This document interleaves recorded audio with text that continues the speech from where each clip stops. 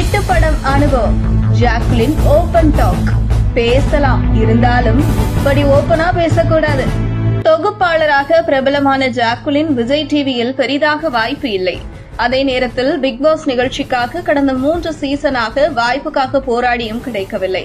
இப்படி ஒரு காலகட்டத்தில் இந்த மீடியாவை விட்டு சென்று விடலாம், வேற ஒரு தொழிலை செய்யலாம் என்று ஜாக்குலின் முடிவு செய்த ஒரு நேரத்தில் பிக் பாஸ் சீசன் 8 கலந்து கொள்வதற்கான வாய்ப்பு ஜாக்குலினுக்கு கிடைத்திருக்கிறது.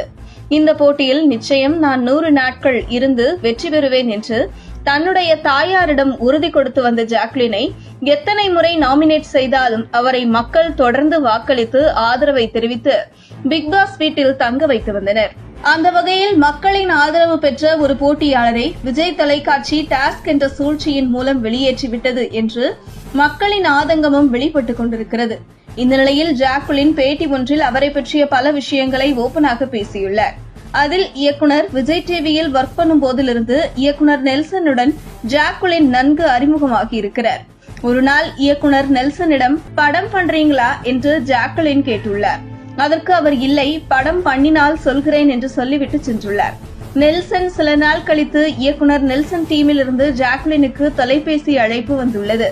அப்போதுதான் கோலமாவு கோகிலா படத்தில் நயன்தாராவுக்கு தங்கை ரோல் இருப்பதாக ஜாக்குலினுக்கு தெரியப்படுத்தியிருக்கிறார்கள். அதற்கு ஜாக்குலின் ஒரு முடிவில் இருந்துள்ளார். அதாவது எந்த ரோல் கொடுத்தாலும் பரவாயில்லை, வந்த வாய்ப்பை தவறிவிடக்கூடாது.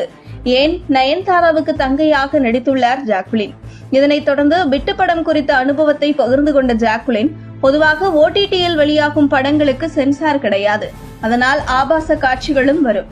அப்படி ஜாக்குலின் OTTயில் படம் பார்க்கும்பொழுது 18+ காட்சிகள் வந்துள்ளது. அதை ஜாக்குலின் பார்த்து கொண்டிருப்பதை அவருடைய அம்மா பார்த்துள்ளார்.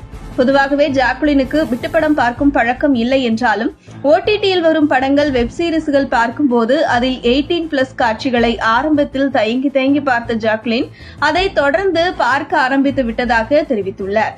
மேலும் காலேஜ் படிக்கும்போது ஆங்கில படங்கள் பார்த்து அனுபவத்தை பகிர்ந்தவர், ஒரு நாள் வெப் சீரிஸில் பார்த்து கொண்டிருக்கும் பொழுது அந்த மாதிரி சீன் வந்துள்ளது. அந்த நேரம் பார்த்து ஜாக்குலின் அம்மா வந்துள்ளார்.